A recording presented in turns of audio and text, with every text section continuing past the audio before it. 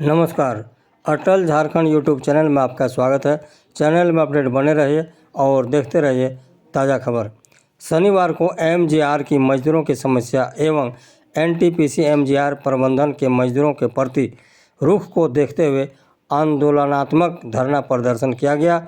इस संदर्भ में यूनियन की कार्यकारिणी बैठक में 29 अगस्त 2024 के बाद एमजीआर की मजदूरों की समस्या एवं एनटीपीसी एमजीआर प्रबंधन के मजदूरों के प्रति रुख को देखते हुए यह निर्णय लिया गया, जिसमें एमजीआर में कार्यरत मजदूरों ने 10 सूत्री मांगों को लेकर धरना प्रदर्शन किया, जिसमें मजदूर यूनियन के अध्यक्ष मोहम्मद इकबाल ने क्या कहा, सुनिए। Secretary, general secretary. क्या नाम हुआ आपका? मोहम्मद इकबाल मेरा नाम है। क्या चीज़ का मांग है? मांग 10 सूत्री मांग है। पहली मांग ये है कि आपका एग्रीमेंट हम लोग का हुआ आपका 29 अगस्त को। 29 अगस्त को एग्रीमेंट होने के बाद एक नया जो है एक स्थिति बन गई कि आपका एक साजिश, जिसमें ठेकेदार है, एनटीपीसी मैनेजमेंट है, ये मिल करके, क्योंकि हमारे यूनियन पिछले 1987 से इस रेल लाइन में लगातार संघर्ष में रहा है, तो यूनियन को कमज़ोर करने के लिए, क्योंकि एनटीपीसी के ऊपर हमने 4 हाई कोर्ट में हमारा केस है। एक हाई कोर्ट में केस था, 45 लाख का वो जीते हैं। वो पैसा जो है मज़दूरों को मिल रहा है, क्योंकि उस हाई कोर्ट में ये पैसा जो है ठेकेदार के ऊपर में, एनटीपीसी के ऊपर में, क्योंकि मज़दूरों को पीएफ का पैसा आधा जमा करना पड़ता, आधा मैनेजमेंट जमा करता था, लेकिन उस पीरियड में एनटीपीसी पीएफ लागू नहीं किया था। इसलिए हम लोग हाई कोर्ट में केस किए थे। हाई कोर्ट जो है दोनों का पैसा उस पर लाद दिया, मैनेजमेंट पर, कि मज़दूर को पैसा जमा नहीं करेगा, वो दोनों पैसा जो है ठेकेदार को देना पड़ेगा। आज एक एक मज़दूर को जो है 10,400 रुपया करके वो मिल रहा है, ये स्थिति है। दूसरा केस एक है कि एनटीपीसी के ऊपर में जो भूविस्थापित है, ये भूविस्थापित जो है लगातार आंदोलन कर रहा था, और आंदोलन के कड़ी में जो है आपका डीसी उनके फेवर में एक राय जो है लिख दिया कि 30% लोगों को जो है निकाल दिया जाएगा जो काम कर रहे हैं, बाकी जो है ये 30% जगह में यहाँ भूविस्थापित से जिसकी ज़मीन गई है ऐसे लोग आएगा। तो इस सिलसिले में हम लोगों ने केस फाइल किया है। उसमें सारे लोग को हम लोग उसमें भूविस्थापित को उसमें ये किए, डीसी को भी किए, एनटीपीसी को भी किए, जनप्रतिनिधि को किए, क्योंकि उनके दबाव से ये जो है हो रहा था। और ऐसी स्थिति में वो केस का जवाब अब तक जो है वो नहीं दे पा रहा। न एनटीपीसी कोई जवाब दिया है, न भूविस्थापित कोई जवाब दिया है, न डीसी कोई जवाब दिया है। हम लोगों ने साफ कहा है कि कोई ऐसा जो है नोटिफिकेशन है झारखंड गवर्नमेंट का या सेंट्रल गवर्नमेंट का कि आपका एनटीपीसी में ठेका में जो मजदूर काम करेगा उसका जो है ज़मीन होना आवश्यक है, या ज़मीन में से कितने लोग को दिया जाएगा, ऐसा कोई नोटिफिकेशन नहीं है। ये डीसी अपने मनमौजी जो है वो साफ काम किया है, जहाँ कहीं कोई कानून का आधार नहीं है। ये स्थिति है। दूसरा सवाल है कि आपका ये एक साजिश हुआ जिसके बारे में हम बोल रहे थे। उस साजिश के तहत यह है कि आपका फरक्का एनटीपीसी में आपका 2019 में बदली हुआ था मजदूर एमजीआर में, वो लगभग 110 मजदूर है, और बंगाल में लगभग 2000 मजदूर बदली हुआ। लेकिन जो बदली मजदूर यहाँ आया, इन मजदूरों को झारखंड में अनस्किल्ड मजदूरों का मिनिमम वेज जो गवर्नमेंट का है, सेंट्रल गवर्नमेंट का, वो मिनिमम वेज, बोनस इत्यादि सारे के साथ जो है उसका मिनिमम वेज का 9% भी इसको देना शुरू किया। इसको जो है 4 साल तक लगातार इसको मिलता रहा।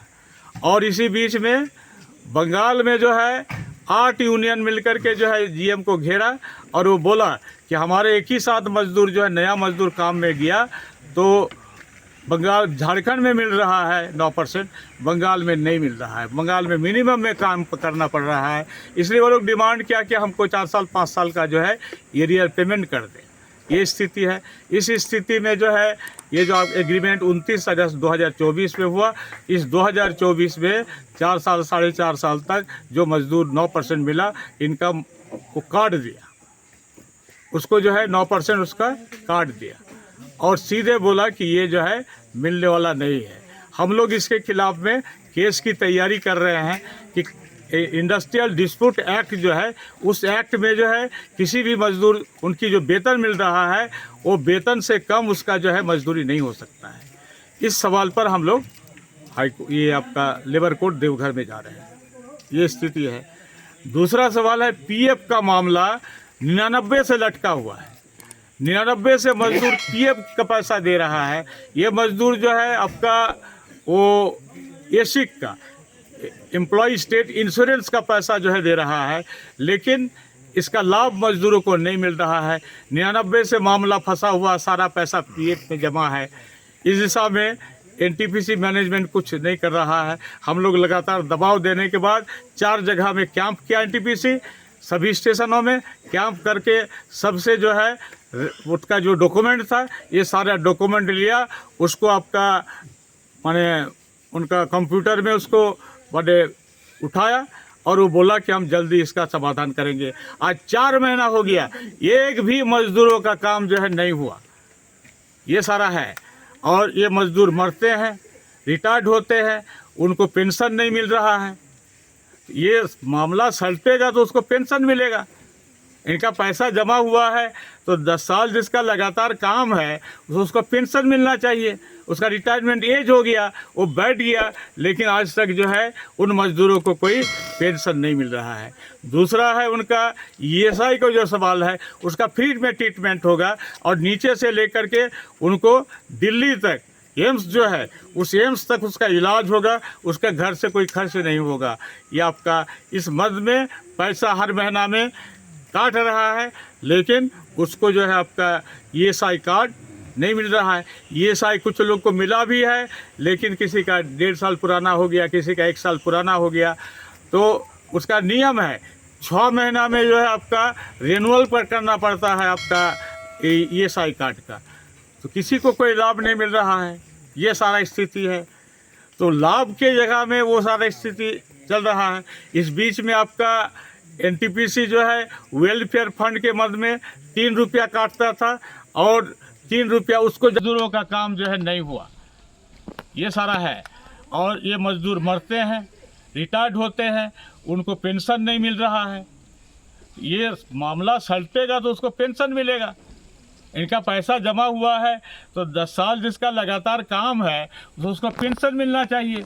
उसका रिटायरमेंट एज हो गया, वो बैठ गया, लेकिन आज तक जो है उन मजदूरों को कोई पेंशन नहीं मिल रहा है। दूसरा है उनका ईएसआई का जो सवाल है, उसका फ्री में ट्रीटमेंट होगा और नीचे से लेकर के उनको दिल्ली तक एम्स जो है उस एम्स तक उसका इलाज होगा, उसके घर से कोई खर्च नहीं होगा। ये आपका इस मद में पैसा हर महीना में काट रहा है, लेकिन उसको जो है आपका ईएसआई कार्ड नहीं मिल रहा है। ईएसआई कुछ लोग को मिला भी है, लेकिन किसी का 1.5 साल पुराना हो गया, किसी का 1 साल पुराना हो गया। तो उसका नियम है 6 महीना में जो है आपका रिन्यूअल पर करना पड़ता है आपका ईएसआई कार्ड का। तो किसी को कोई लाभ नहीं मिल रहा है, ये सारा स्थिति है। तो लाभ के जगह में वो सारा स्थिति चल रहा है। इस बीच में आपका एनटीपीसी जो है वेलफेयर फंड के मद में 3 रुपया काटता था और 3 रुपया उसको जमा करना था 6 रुपया। ये लगातार जो है 6 साल तक ये पैसा जमा हो